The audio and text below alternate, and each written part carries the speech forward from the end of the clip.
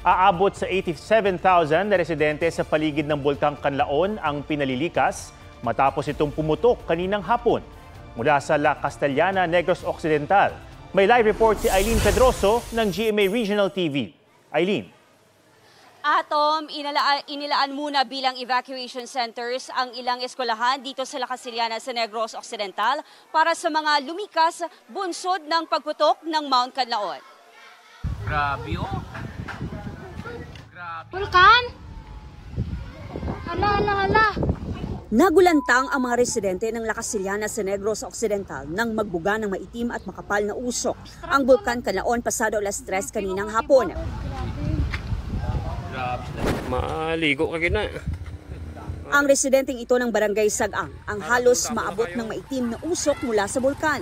Ano mo na subong ang sitwasyon. Turtikin kadulom kagkalapan sa ngaso. Ayon sa FIVOX, nagkaroon ng magmatic eruption na tumagal ng 7 minuto. Ang ibinugang usok umabot sa taas na 3,000 meters mula sa bunganga ng bulkan.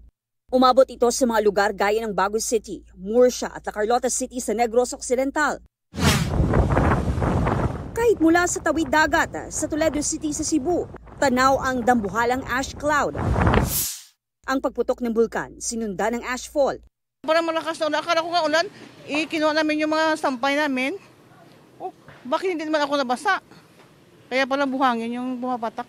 Sa Barangay Maaw, Baguio City, nabalot ng makapal na abo ang kalsada. May mga sumama ang pakiramdam. Para naninikip yung dibdib namin. Tapos, dami alikabok sa daan.